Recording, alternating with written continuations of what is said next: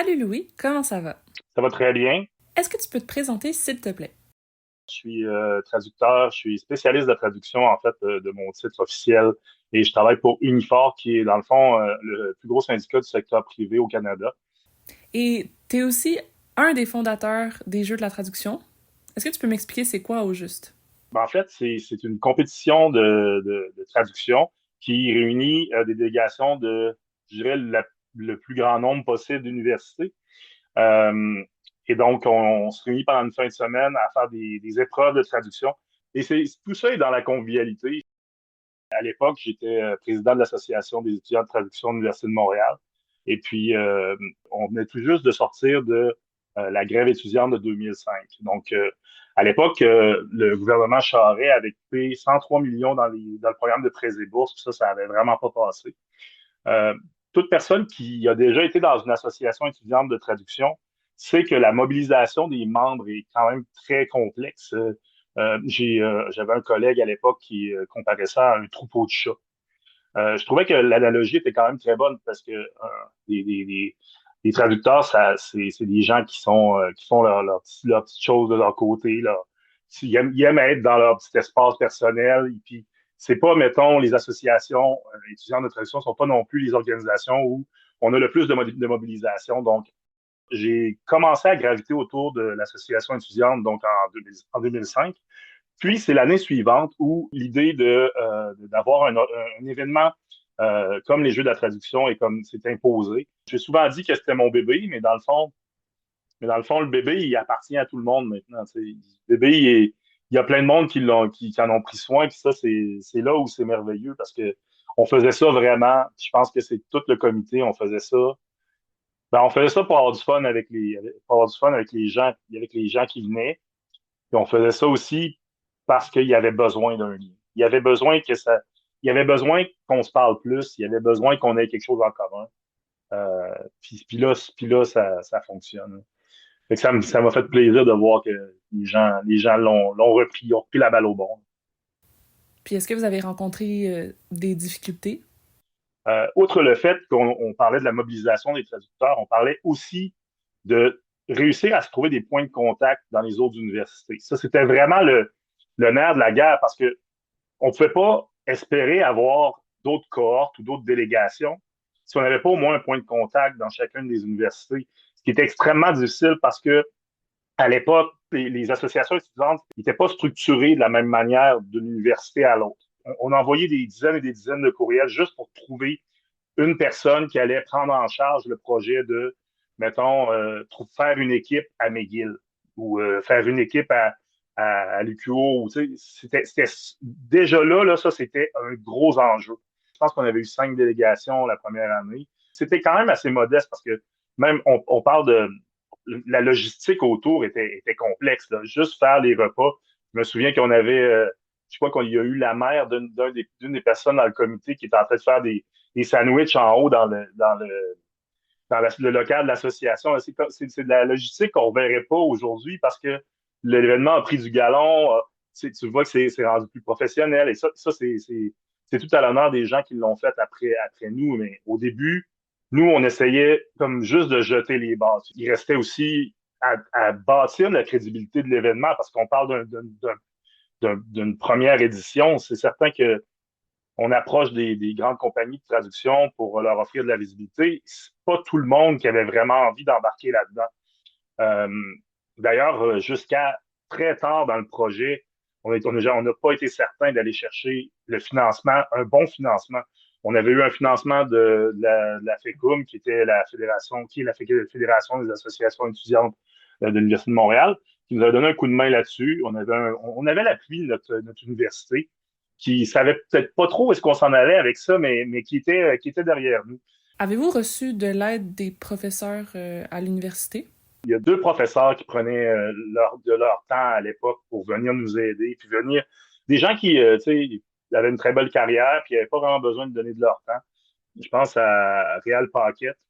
Et il y avait aussi Alain Otis de Moncton qui s'est joint un peu au groupe par la suite. Là. Donc ces deux-là ont beaucoup donné au début, dès le départ au jeu, parce que comme je dis, c'était quelque chose qui était naissant, c'était quelque chose qui était dans les premiers balbutiements, puis Et ça prenait un peu de vision pour croire que ça allait aller aussi loin que où on est présentement dans les premières éditions. Là. Mais ces gens-là ont toujours été là. Puis en plus, ils faisaient la correction de plusieurs épreuves. Nous, aujourd'hui, on doit traduire des chansons, des publicités, des vidéos, des jeux vidéo, des lipogrammes, des poèmes, des livres, des pièces de théâtre, et j'en passe sûrement. Est-ce qu'il y avait d'autres choses dans ton temps? On avait retour aux sources. On avait une traduction qui était très mauvaise. Il fallait retrouver l'original à partir de ça. On avait ça, on avait eu, c'est ça, il y avait les chansons, on avait eu aussi dans le temps, il y avait le film, c'était Blades of Glory qui venait de sortir. Je crois qu'on avait eu un extrait de ça à traduire, qui était quand même très, très drôle. Là. Je crois que c'était le bout où Will Ferrell chante My Hunts, là. Donc, on avait eu ça à traduire, on avait eu, mais c'est ça, on essayait vraiment beaucoup d'aller chercher la création de l'esprit créatif là-dedans. C'était pour rendre ça un peu plus ludique dès le départ, parce qu'il me semble que, tu sais, on avait, en fait, c'était aussi pour créer comme un parallèle avec le fait qu'on avait comme le concours ou l'épreuve de traduction un peu plus formelle, où est-ce qu'on allait comme donner, nous, on avait des prix, mais c'était pas des prix en argent, c'était plus un prix du matériel, des dictionnaires ou des trucs de même, parce que oui, dans le temps, on avait encore des dictionnaires papier. C'était les premières épreuves, mais de tout ce que j'ai vu après, les épreuves ont beaucoup évolué. Puis c'est mieux comme ça, en fait, parce que, tu sais, on avait commencé avec quelques épreuves pour pas non plus euh, vu que les gens savaient pas trop dans quoi ils se lançaient, il fallait pas non plus leur demander des trucs trop compliqués pour le départ, même si c'est sûr qu'ils auraient été capables de relever le défi. Là. Pourquoi les épreuves sont sur papier? Dans le temps, on pouvait pas tout avoir notre portable. Ça fonctionnait pas comme ça dans le temps. Fait, il fallait qu'on soit capable aussi de rassembler les gens dans un contexte où ils pouvaient avoir des papiers, avoir du, tu sais, logistiquement, ça prenait ça parce qu'on n'aurait pas pu tout faire avec chacun son portable comme c'est le cas aujourd'hui. Je pense que pas mal tout le monde doit avoir leur portable les salles de classe. Ça commençait dans le temps. On n'était pas si arriéré que ça, mais ça commençait, mais c'était pas tout le monde qui en avait dans les cours. Là. Pourquoi il faut traduire dans un temps limité? Ben, en fait, c'était plus parce que on a commencé ça par des plages. Je pense que c'était plus logistique qu'autre chose. Euh, oui, on avait une limite de temps, mais comme je dis, c'était pour pouvoir passer à l'autre d'après et garder un genre de planning. Je crois pas qu'on avait on avait mis je crois qu'on avait mis un maximum, mais vraiment très, très, il y avait beaucoup de temps pour le concours, là, la traduction, le concours de traduction. Là. Il y avait énormément de temps, puis les gens sortaient au fur et à mesure. Mais pour le reste, les seules limites qu'on avait mis, c'était vraiment parce que fallait qu'on respecte un certain planning pour pouvoir arriver au dîner, puis on avait canné nos activités. Mais tu sais, on avait. C'est sûr que la première édition, on aurait pu avoir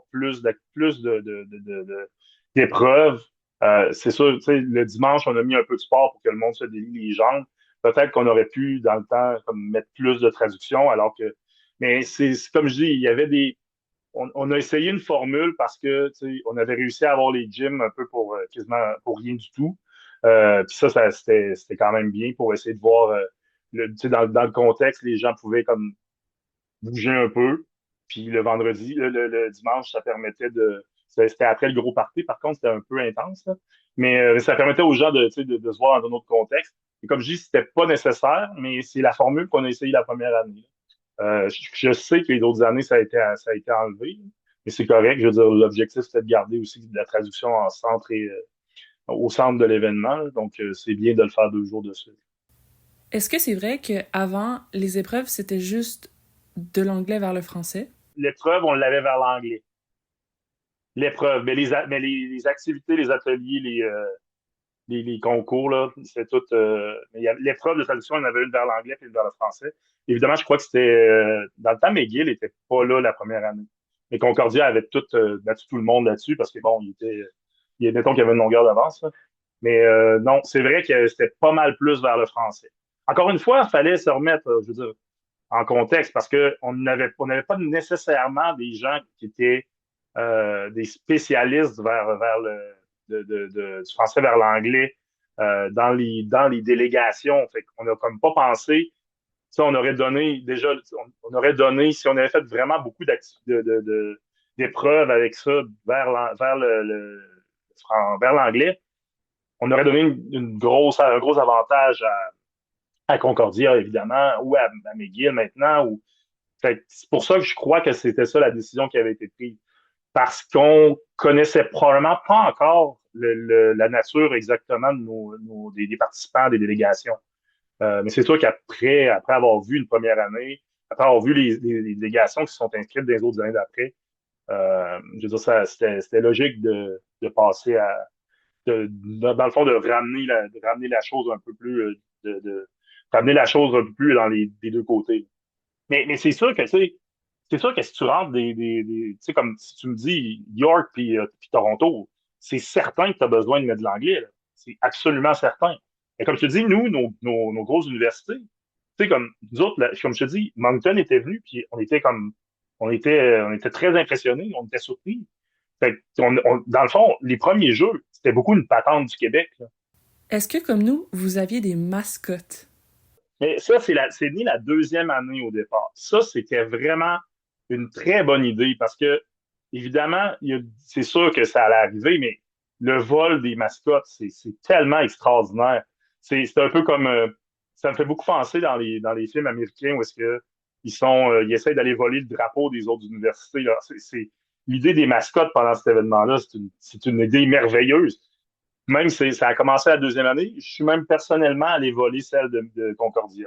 Donc, je trouve ça le fun que ça continue parce que c'est très ludique, encore une fois. Ça montre que c'est ça, on se prend pas au sérieux. Puis c'était un peu ça aussi l'esprit de la première année. On se prend pas au sérieux, on est là pour avoir du plaisir. C'est créer des liens, puis ça va nous aider pendant toute notre carrière. Puis je le croyais dès le départ.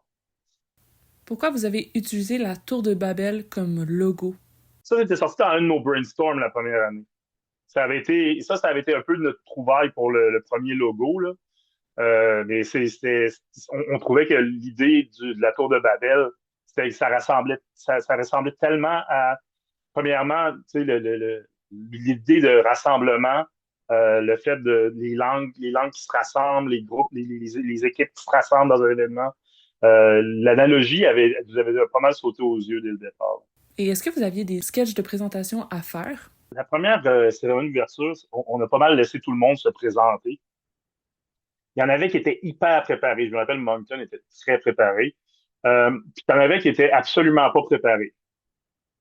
Ça, c'était Laval. C'est là où, sur une napkin, ils ont écrit les yeux du traducteur pendant le souper d'accueil.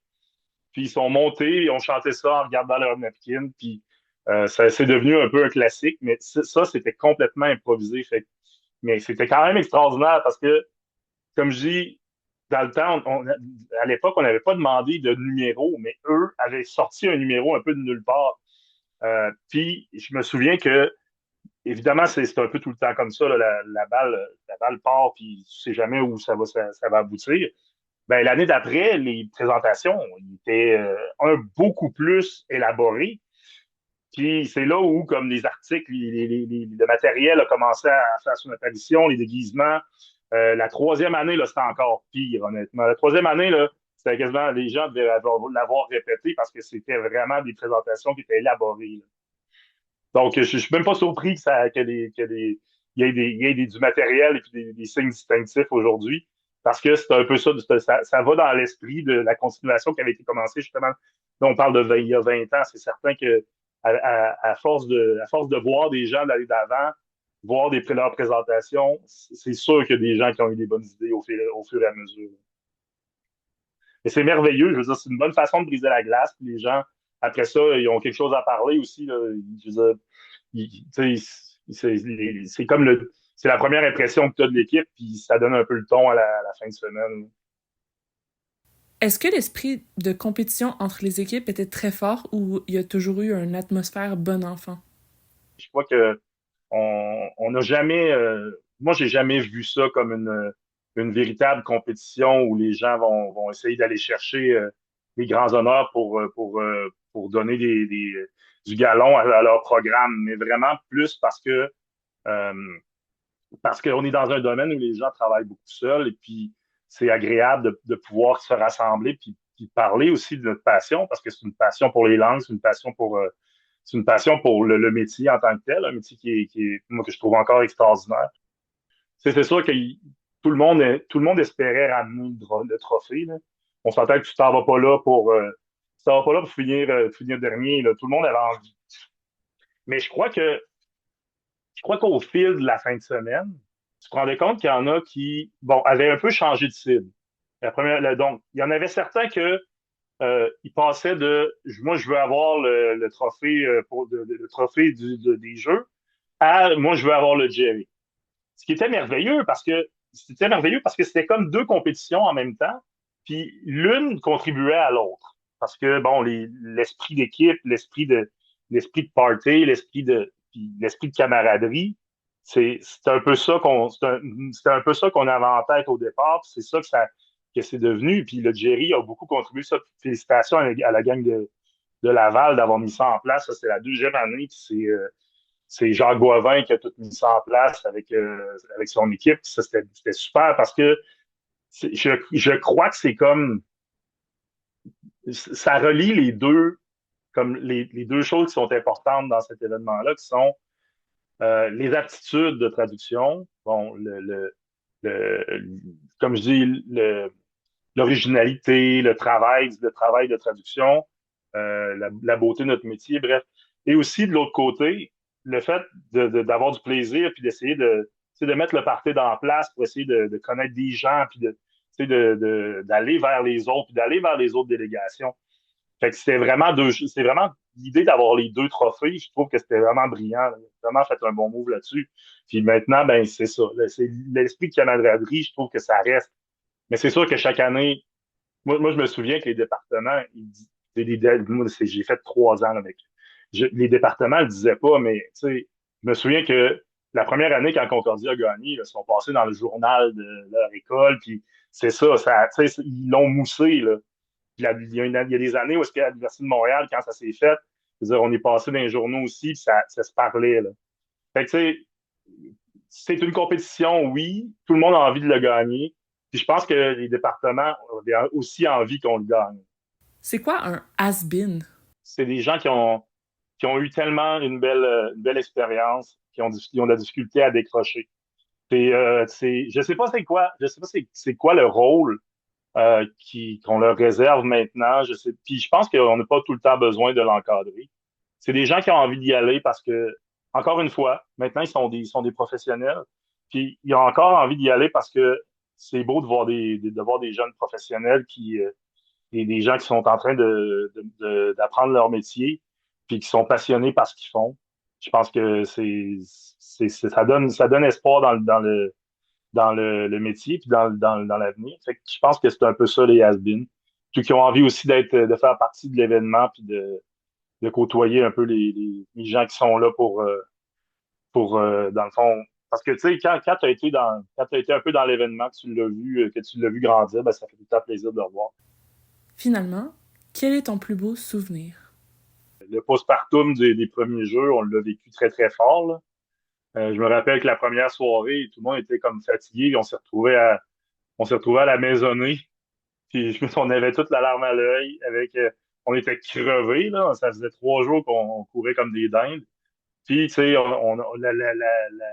la fierté de l'avoir fait, la fierté bon, c'est fini, mais tu sais, c'est fini, mais c'est pas fini. Tu sais, on le savait que, tu sais, on a vu comment les gens étaient repartis, là. On était certain qu'il y allait avoir des suites à cette histoire-là.